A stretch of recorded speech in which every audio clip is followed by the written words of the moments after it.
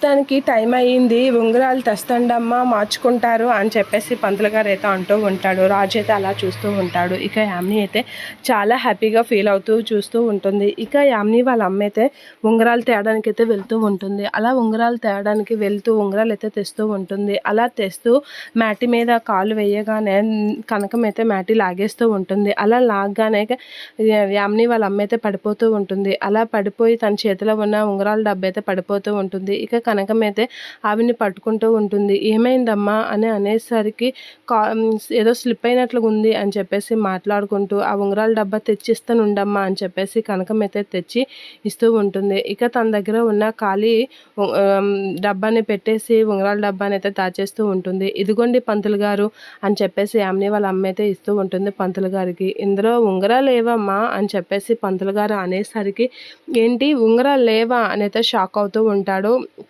ఉంటుంది యామిని వాళ్ళ అమ్మ. ఇక రాజు అయితే అలా చూస్తూ ఉంటాడు. ఇక కావ్య కూడా అలా చూస్తూ ఉంటుంది. ఇక ధాన్యలక్ష్మి అయితే ఏంటో ఈ పెళ్ళయి నుంచి ఆగిపోవడమే కనిపిస్తుంది, ఏదో ఒక విధంగా ఆటంకమే వస్తుంది. ఇప్పుడు ఆటంకం తీరడానికని దోష పరిహారం కోసమని ఇది చేస్తారు, ఇప్పుడు ఇది కూడా ఆగేటట్లుగానే ఉంది అని అనేసరికి యామిని షాక్ అవుతూ ఉంటుంది. ఇక యామిని ఏంటో నిశ్చితార్థం కూడా దోషం పరిహారంకి చేస్తున్నారు కదా పంతులు గారు, ఇది తీరుతుందా, దోషం ఆగేటట్లుగా కనిపిస్తుంది అని రుద్రాని ధాన్యలక్ష్మి ఎటకారంగా అనేసరికి యామిని అయితే ఫీల్ అవుతూ ఉంటుంది. ఇక కావ్య అయితే అలా చూస్తూ ఉంటుంది.